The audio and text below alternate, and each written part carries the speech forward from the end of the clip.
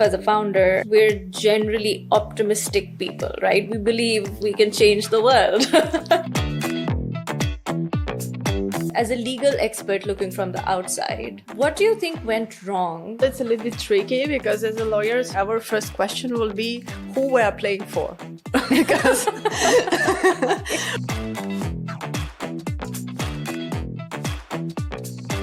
the business on the early stages is built mostly on the gentleman agreement.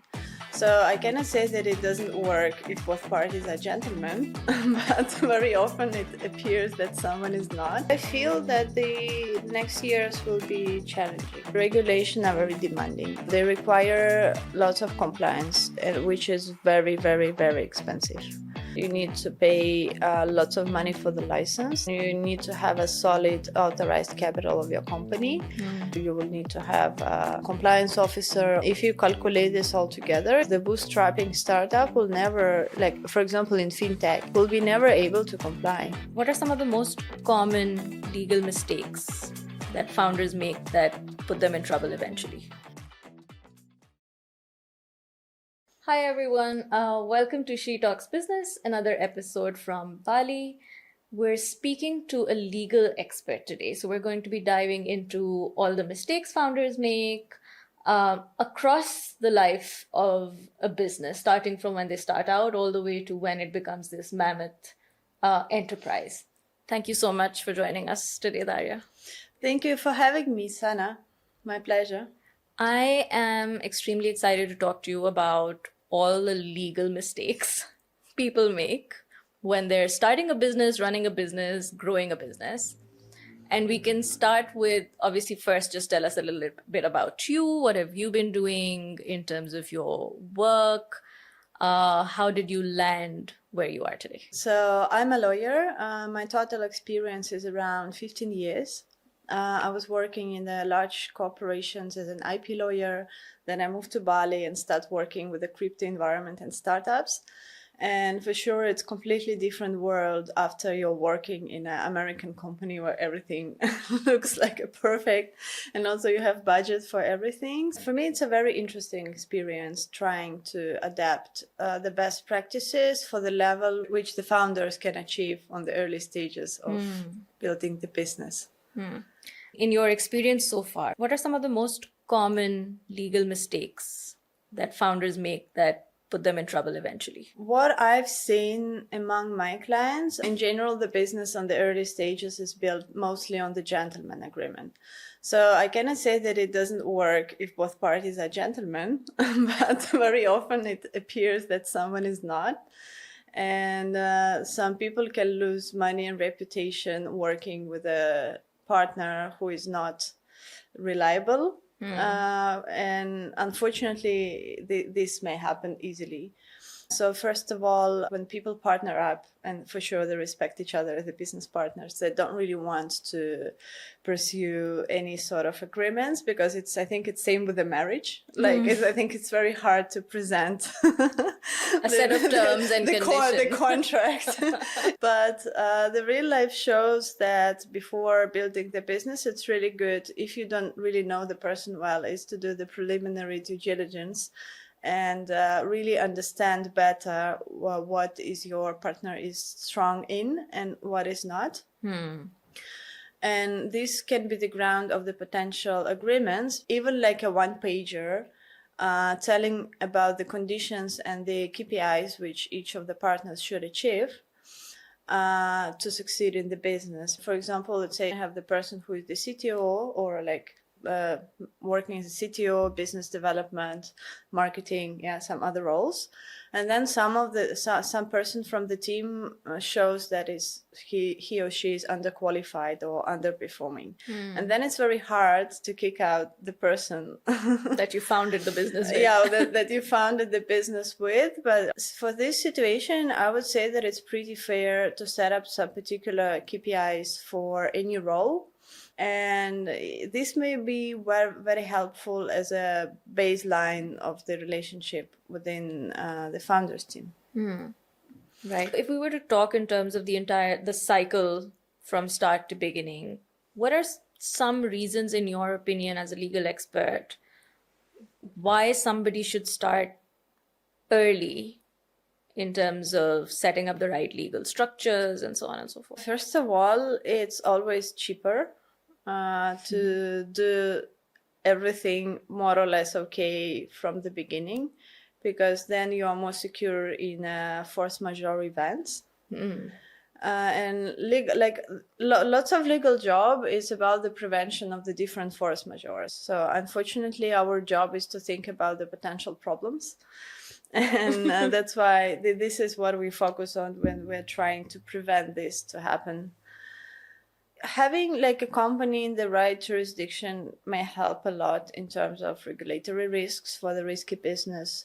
Having some papers with the key team in place helps to maintain the team or potential problems and help to manage the people, especially if you have the superstars in the team who potentially can pivot, for example, and go to the company who your direct competitor or do something else. For sure, it's wise to have all sort of agreements put down in the paper, things like that.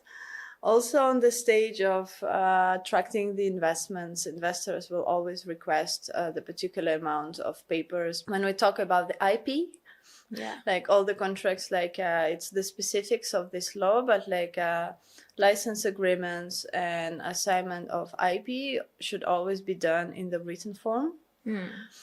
Because otherwise the company may produce something, and then the people who, for example, were working, they can claim that they never assigned the rights to what they created. For example, if they see that the value of what is created is way higher than, for example, the potential salary that they were getting, and then you can see this type of risks. A lot of the legalities really start to show when you raise investment. So I think it might be helpful for any of the founders who are in the process of fundraising or otherwise to know what are the different instruments available to them, and also the different documents, perhaps, starting from, let's say, the term sheet itself. What are some things for them to actually look into in terms of, is this favorable for me and not?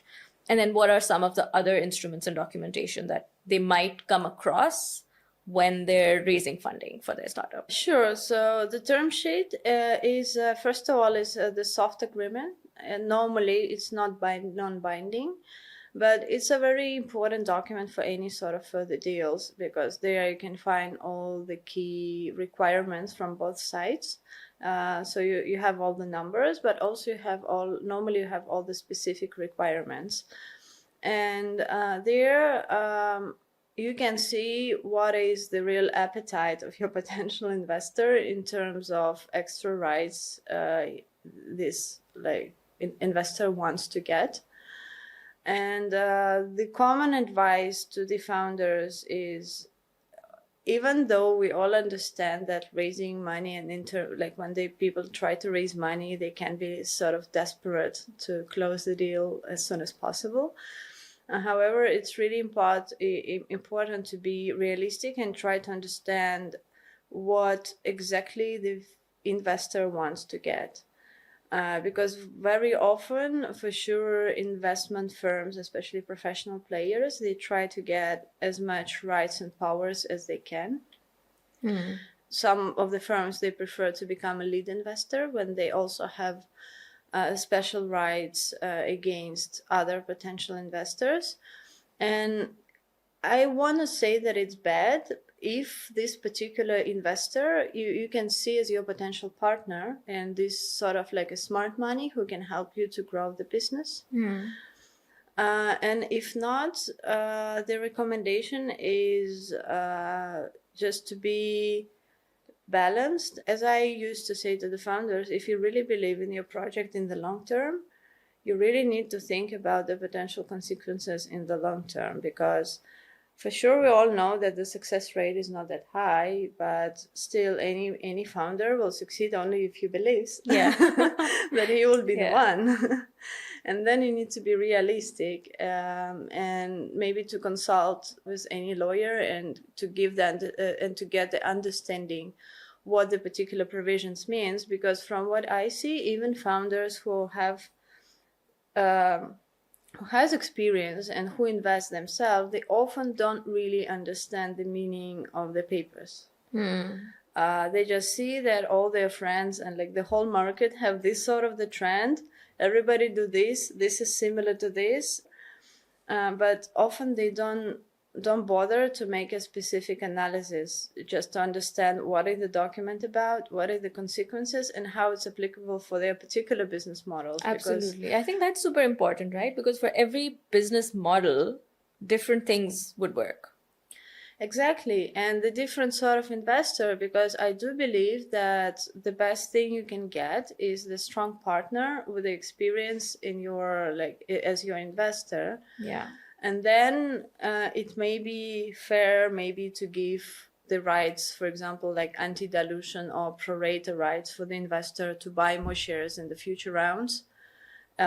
If it's someone who's gonna support your project and you really want to come with this investor together, right, and to grow big, and it can be fair, but it can be sometimes it can be like not fair, because you can see the examples of the term sheets where on default the investor of the early round try to get, let's say, more than 50% of the voting power of the company, which means that the founding team will lose this ability to manage their company on default. On the stages when the company is already does exist, the investor and the product, for example, already sort of ready, sometimes people who successfully bootstrap to this stage, they can go directly to the more classic and risk-free for the investors instruments like share subscription agreements in any form, which means that you're just selling the shares, existing shares, and in the moment of payment, people will get equity directly.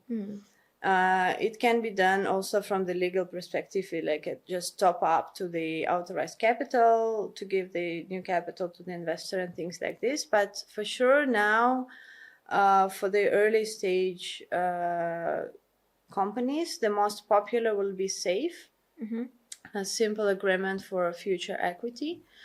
And everybody knows about this instrument, but unfortunately not everybody really understands it super well. I would say that in general it was introduced by the Y Combinator, and this is a simple instrument which is pro founders, and that's why it became so popular. Because the specific of this instrument is that basically if the startup doesn't reach the success, the investors doesn't really have any grounds to get the money back. So the main difference of SAFE from, let's say, from the convertible note, that it's not a loan. It's just people buying the right to get the future equity in the particular trigger event. So if the trigger event doesn't happen, the SAFE cannot be converted, and that's why this particular instrument it's a more pro-founder one. Another important thing about SAFE is that why people use it so much, because it doesn't really require the company valuation. I mean, this like a particular like audited company valuation, because that's why people use it on the early stage, because the instrument which are given there is like a valuation cap, but basically people just calculate the percentage of the ownership which they want to give away and the amount of money they want to raise, and based on that they put these amounts, but there is no need to prove the valuation of the company anyhow. But if we're talking about equity, there are only like two options. It's either direct equity or future equity, like the promise to give the equity in the future. Yeah. The main difference, I would say, that if you will see the share subscription agreements, normally this sort of document already contain all the terms related to the potential corporate rights which the investor wants to get, and this should be done together with a shareholders agreement, and the articles of the company should comply. And there already can be the provisions about the management of the company, about their right, for example, to appoint a director to the board of directors and things like that. That's why this instrument will works better for a more mature business. Right. Where the people are ready to think how they're going to manage the business, how many people will be in the board of directors, who they want to allow to this board of directors, and things like that. Then there are debt instruments where the debt can convert into equity. There can be some other debt instruments where, for example, the investor granting the company a debt, and later there are conditions how this debt should be paid out, for example, with the right to get some percentage from the future returns or profits made by the company and things like this. And so revenue based. Yeah, it can be like a revenue based or some, but I think it's not very common for the IT and a crypto space because I think it makes more sense for more predictable and traditional areas of business. Right.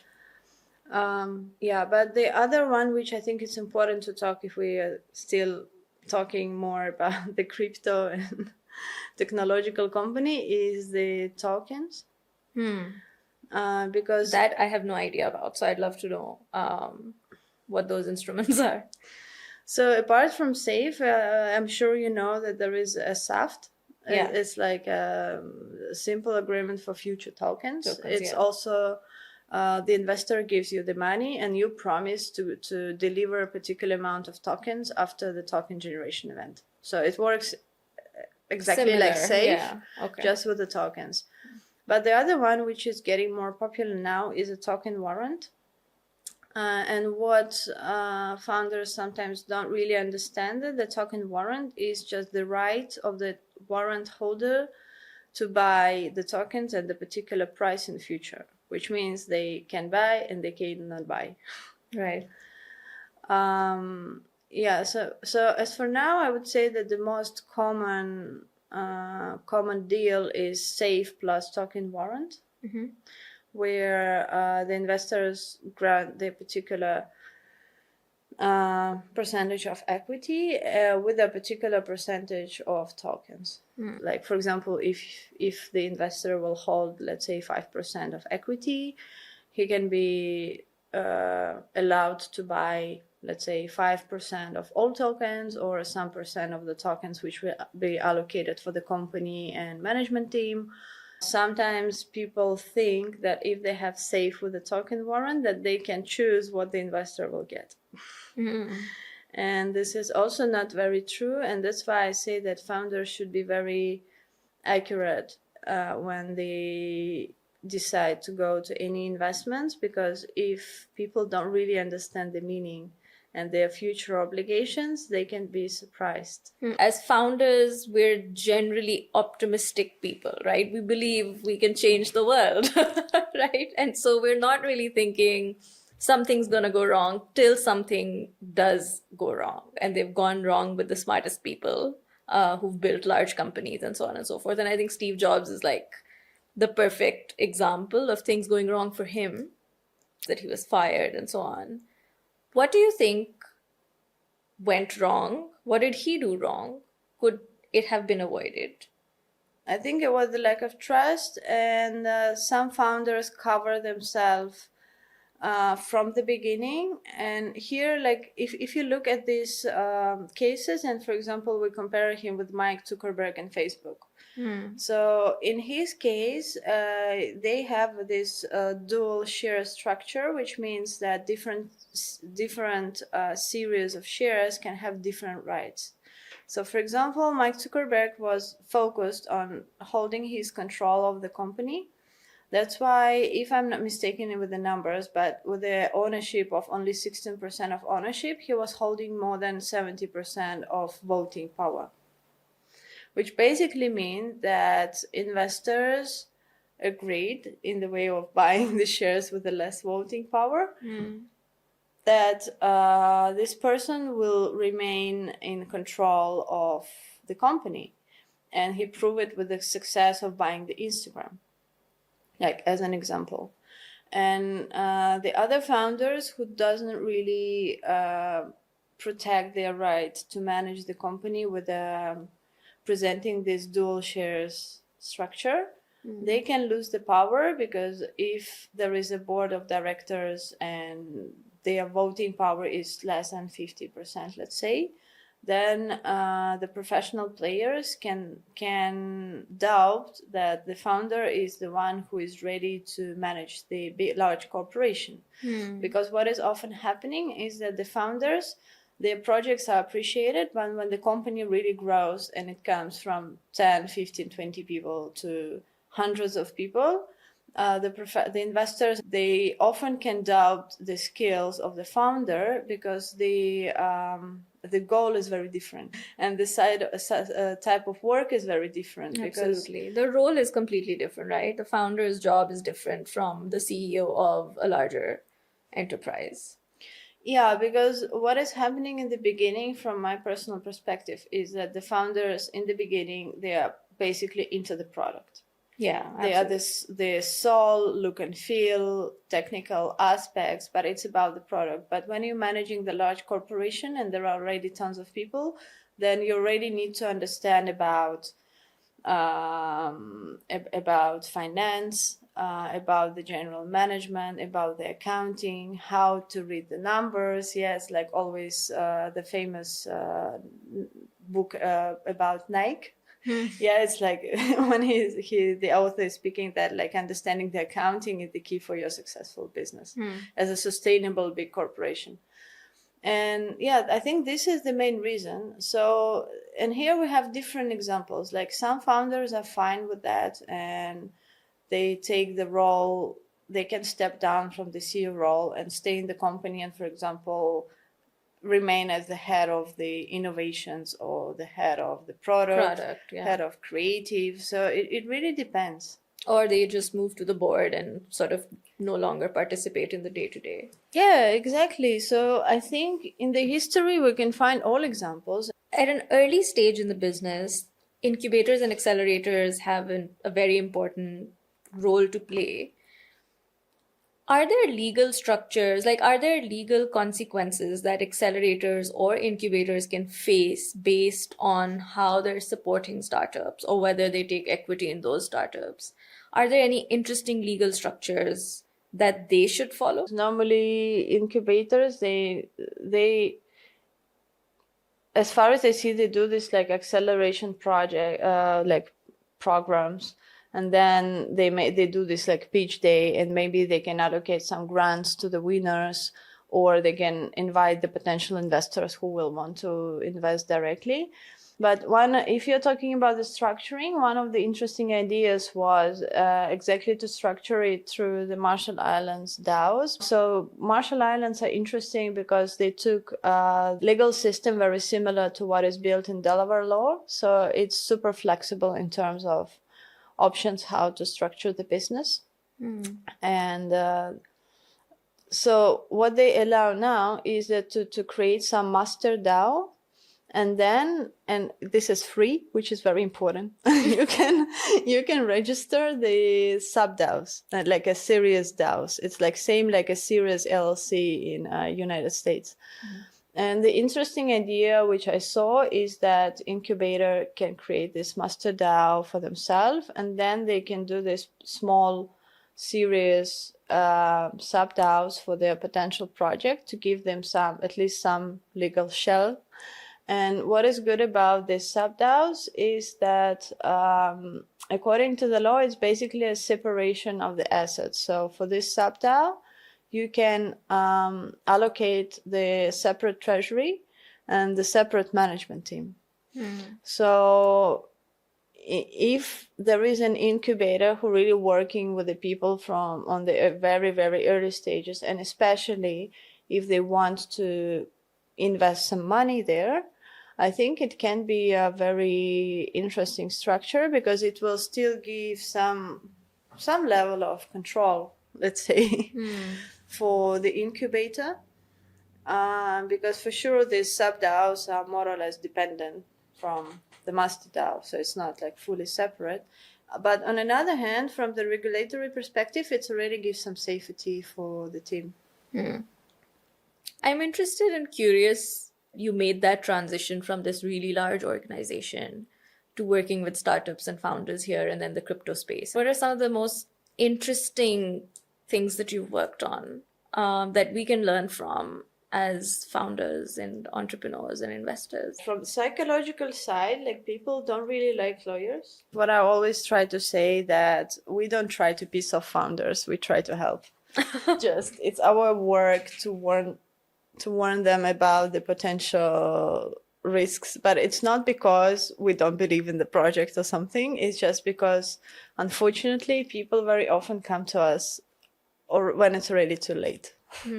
When everything is already ruined, people decide to come to the lawyers. And the other thing is often you cannot, like as a lawyer, you cannot do many things by your own because you need the commercial view or you cannot put the numbers yourself. You cannot calculate all risks because you don't really know the business that well as the founder. When it comes to money, people can become ruthless, unfortunately. Yeah. Because very often all the gentlemen's agreements, they work only in this very early promising stage. Yeah. Not when there's more at stake. Yeah, when there's money involved. Like initially, there's usually not a lot of money involved. So you feel like it's fine. Yeah, exactly. But that's why all these sophisticated legal structures, they basically what they do, they try to find this like a balance which will work for everyone. Like, for example, option programs, which should be, because very often, like if we're talking about the serious startups, they create the option programs, which means that the founders will have this like a 3-5 years period during which then the shares of the company are going to be vested to them as well. And this is very important because it, first of all, it shows that the people are committed for the long term.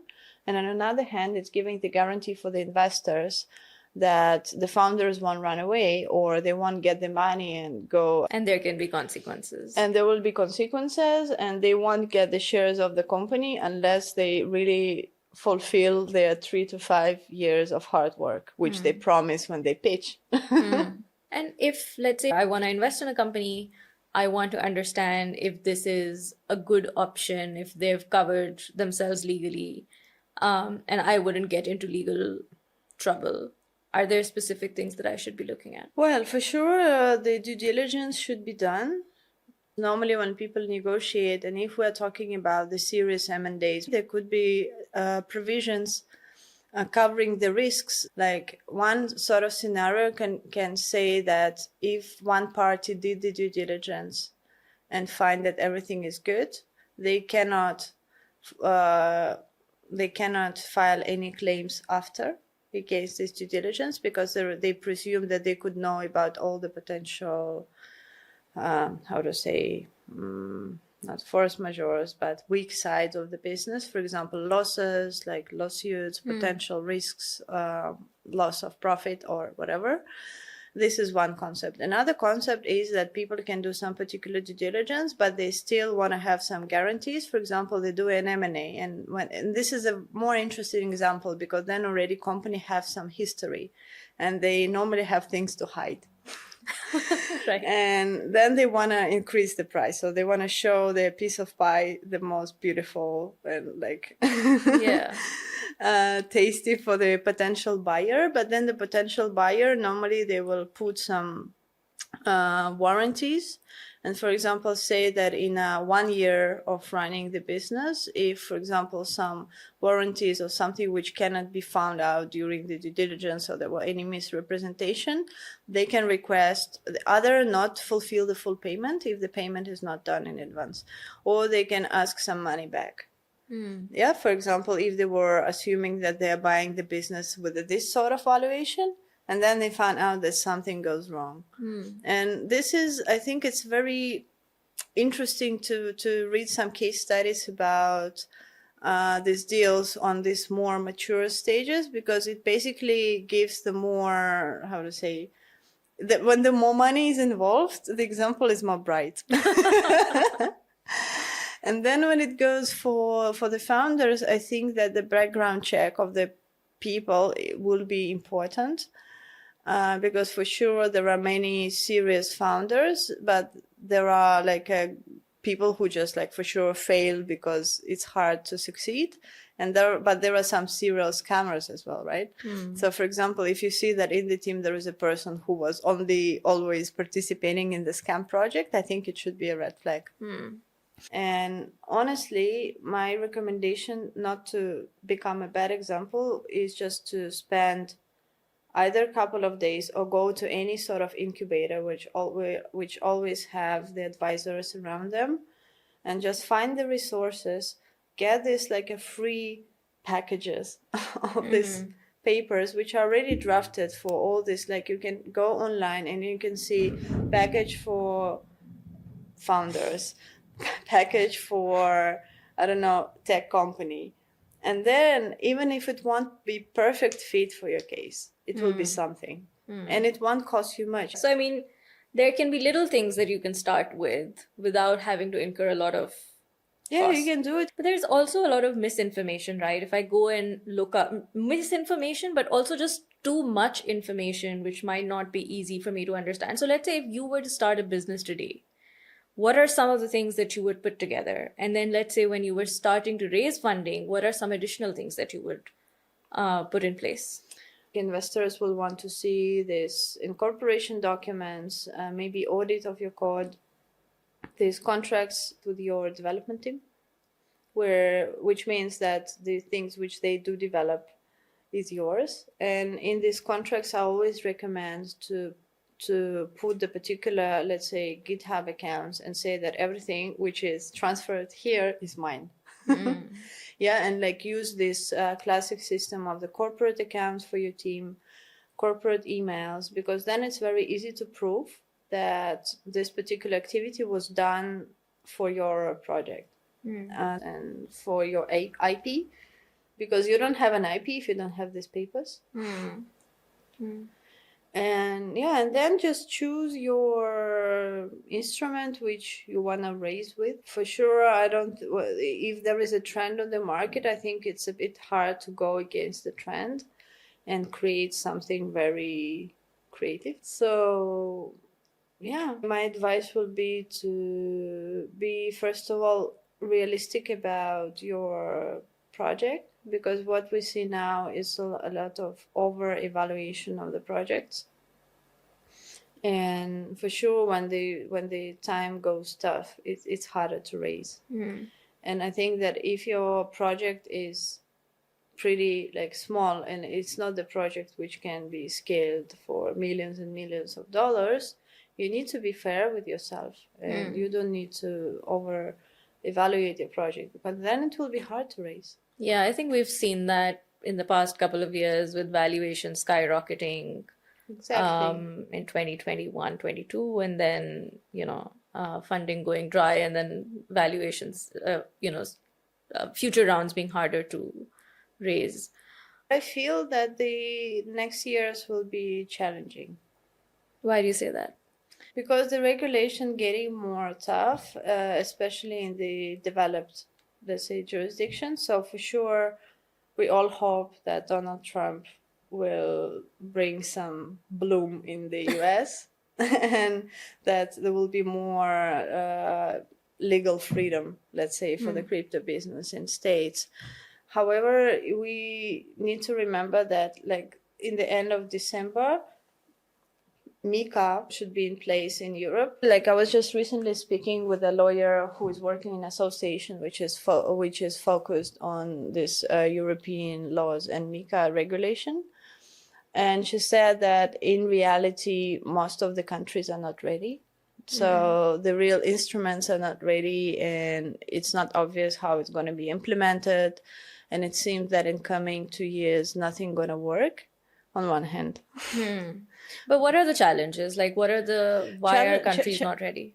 Challenges are that the regulation are very demanding. So they require lots of compliance, which is very, very, very expensive.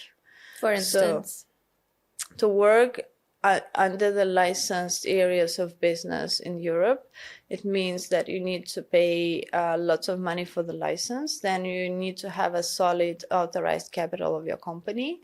And then you need to implement the particular, like the same, like AML, like KYC, whatever systems, compliance, to have a people hired with a particular qualifications, which you need. For example, you will need to have I don't know, compliance officer, officer for this, officer for that. And normally these people who are licensed in Europe will cost you a lot. And if you calculate this all together, it gives like, it obviously shows that the bootstrapping startup will never, like, for example, in fintech, in the area of fintech, will be never able to comply. Right. Himself. So for me, it seems that every country, they basically copy many things from each other, but all of them trying to implement lots of local requirements. And when every country has a local requirement, it means that every country where you're going to work, for example, if you have a client from the particular country, which maybe it's not the country of your incorporation, but if you're serving the clients in that country, potentially you have the regulatory risks. Right.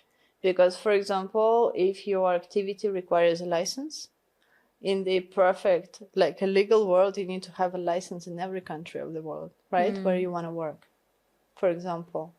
And we don't know how it's gonna be, but everybody wants money and everybody wants taxes. So I think that in coming years for Europeans, it will be very challenging because they are super restricted from the markets because of these compliance reasons and the huge fines, which normally introduced by European countries. Then the next step is the risk that the App Store and Google Store may delist the apps which don't have the license in these sort of jurisdictions.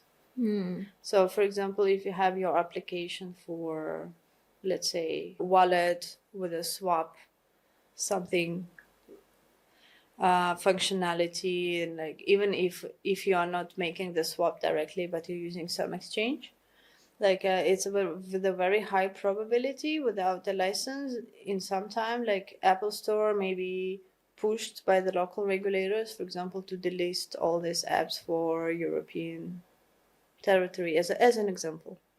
Are there any jurisdictions where this has worked successfully so far? There are jurisdictions which are preferable for sure, but the problem is that most of the projects, they are global. Most of the crypto tech projects, they normally targeting global audience. Right. And that's why there are always these like spots of freedom, spots which are where people have to block the services, and it's really challenging to give the particular advice to the founders, because if you all say that from the super legal perspective you need to have a license in every country in this world, Yeah, that's you can expect what the founder will tell you back. Yeah. Yeah. But yeah, this is the reality. So I think that this, like a bull run we see in this, like last years, there is this boom of DeFi and fintech, and PSPs and things like that, lots of projects. But it's obvious that there will be the peak of this, and then probably the regulators will start to cut.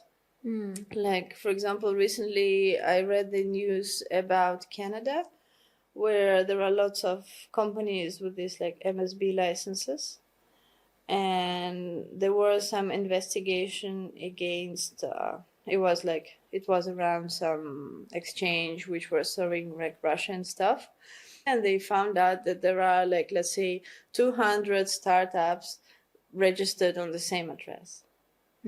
So from this news you can say, probably in Canada now people will gonna be in trouble, because probably they will revoke lots of licenses, and after this scandal and this big investigation which was done, probably Canada now will be challenging. And this is an ongoing process. Right. And I think that would be true for any nascent technology that that comes up, right? Where legal frameworks aren't existing at present, and then there's going to be so generally, like, do you think there's still hope? Like, what would you tell all these founders who are working in this space? What should they look out for? How can they protect themselves? How can they still run their businesses? The most talented will create some new hype, right? Because, like, I mean, some new innovation, which will be something new, which we don't think about today, and then it will be the next trend for sure.